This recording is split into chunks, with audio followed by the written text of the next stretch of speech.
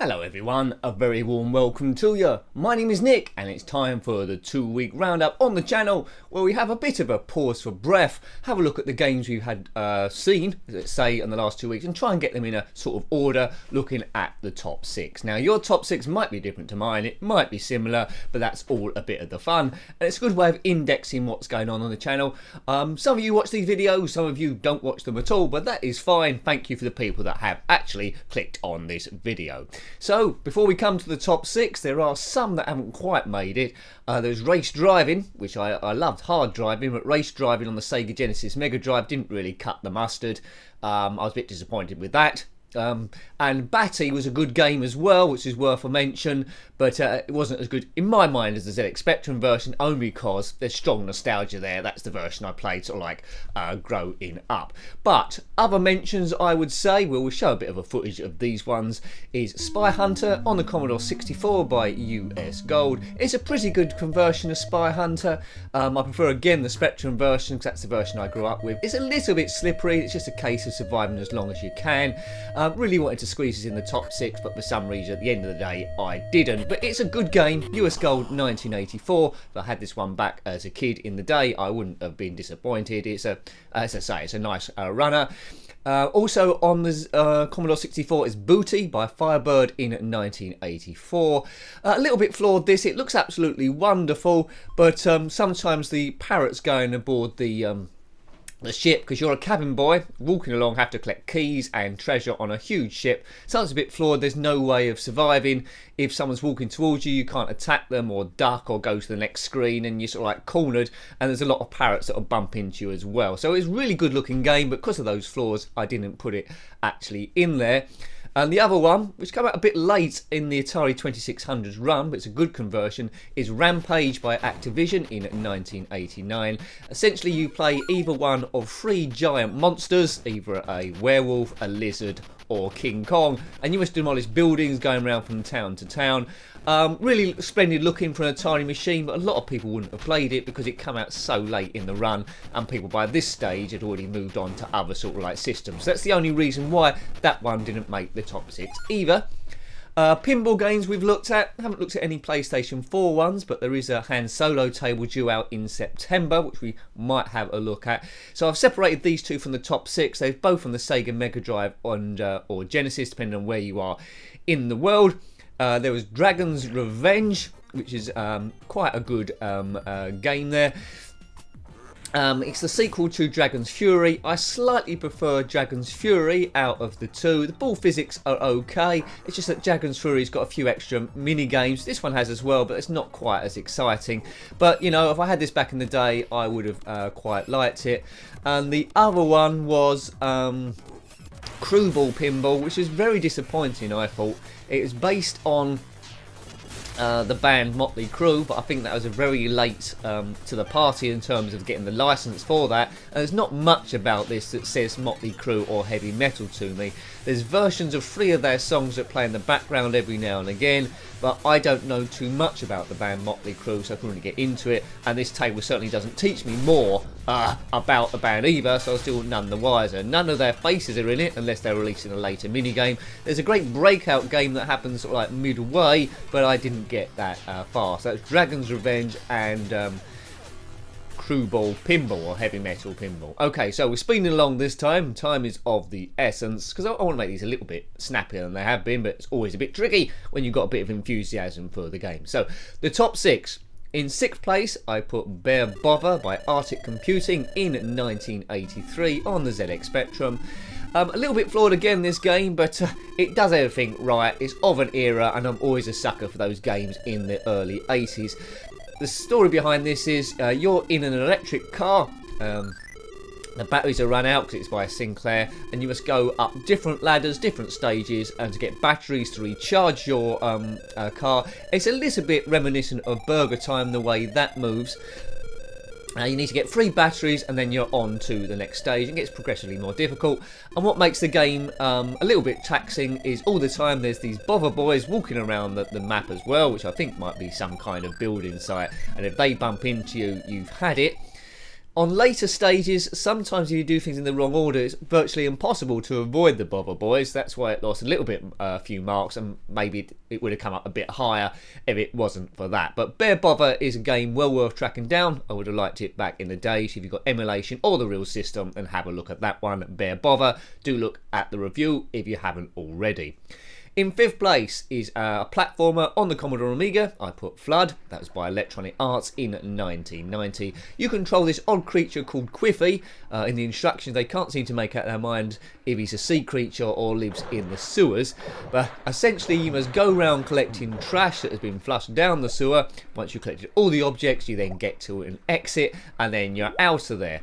All the time, just make sure you're not dawdling. A ghost will follow you around, copying all your actions. If that bumps into you or catches you up, you are eventually dead. Now, what's good about this game is the graphics are absolutely brilliant. Colour palette is a bit sewerish, so, you know, it does remind me a little bit of James Pond in a certain way. But what's good about the game is the difficulty level is just about right. On stage 1, it's quite straightforward, learning you in. We get to stage 3 and 4, there's like booby traps to avoid, and it's really engrossing game.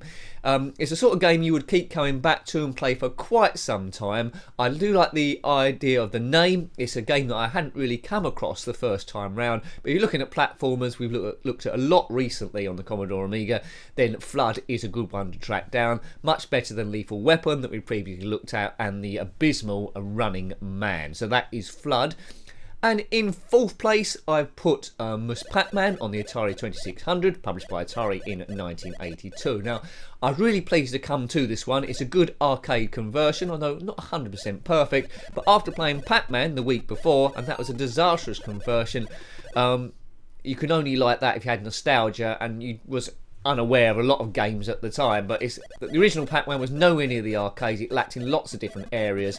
Miss Pac-Man corrects all of those. When she goes up and down, she does change direction. Actually, the animated graphic, the warp gates are in the same place, and when you complete a couple of mazes, it starts off pink, it will change to blue, and then cycle around different colours. So you actually feel like you're actually getting somewhere. So it's a game where progress is rewarded. The ghosts are better, the movement is better, and it's all round better. Now the pellets you collect are still rectangular. In Alien, a maze game as well, they were circular, so I would have liked those circular, but as I say, it leaps and bounds above the original Pac-Man. So in the 6th to 4th then, in 6th place we had Bear Bother on the zxspectrum by Arctic Computing in 1983. In 5th place, Flood by Electronic Arts in 1990 on the Commodore Amiga. And in 4th place on the Atari 2600 we had Mus Pac-Man on, well, yeah, by Atari in 1982. So 3 different games, 3 different systems, which is always good to see. So we've had zxspectrum, Commodore Amiga, and the Atari 2600. So let's come to the top 3. I'd imagine you might have a different order to me if you've watched all of them, you've got different memories. Quite often I might change my opinion after reading the comments or playing the game a few times, because most often when I do the original review, it's the first or second time I played it, and I just review it on what I can physically see. In 3rd place then, on the Commodore 64, so another system, Bruce Lee by Datasoft in 1984. You control the legend who is Bruce Lee on this platform game. You must collect all lanterns, but we're avoiding the enemies who are the Black Ninja and Yamo. Collect all the lanterns, and then a gateway will open, and then you get to the next stage. The stages are varied, it does get increasingly more difficult. Again, I preferred it on the zxspectrum, only because probably that's the version I grew up with. Yamo and the Black Ninja chase you wherever you go, but in this version, when you go up, they seem to be stuck down the bottom, which only affects the first stage. It's not a huge thing, but it's something that I actually noticed. But it's a good game. I would have kept coming back to that until I completed it. Bruce Lee is a top license, and it's a top game all round. A few of you in the comment section mentioned try Bruce Lee 2. I have written that down, so if I can track that down at some point, we will actually review that. Because I try and review as much as I can, but at the same time try and avoid burnout and crashing, which potentially can happen if you put up a lot of stuff. Because you've got to live as well and eat and all that sort of important stuff. In 2nd place, a really good platformer again on the Commodore Amiga is Traps and Treasures by Starbyte in 1993. A lot of these I'm reviewing only because people have recommended them and I haven't heard too much about them in the past, and this is another one of those case in points. Quite tricky, this game, but it looks absolutely gorgeous, even better than Flood. Sounds good, a good piratey theme.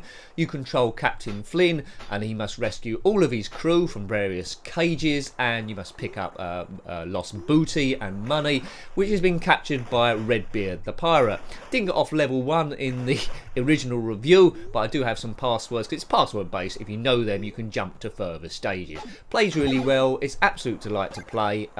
You know, a fantastic game. Traps and treasures. So what actually has managed to beat that then? That one by Starbite from 1993. Well, this was actually a dream to play this game. I've already mentioned race driving, which is a disappointment after this one that I played, because it didn't lift it enough. But in first place is hard driving on the Sega Genesis or Mega Drive by Tengen in 1991. Now, this was like the holy grail for me, this game. So as a kid growing up, I didn't actually own a Mega Drive. Hard Driving was a great game I loved from the arcades, and I always wanted to recreate that at home. There was a ZX Spectrum version, which was terrible, and the Commodore Amiga version, which was also terrible. And then, and you know, it was just too slow, didn't control very well. This is the best version I've played. I've told there's a version on PlayStation 2, which I've never got hold of, and my PlayStation 2 don't work. But this is great. It moves fast. It's polygon racing, the stunt track is there, and it's all the classic the arcade. I was teleported back there, and as soon as I played this, I thought nothing is actually going to beat this at all.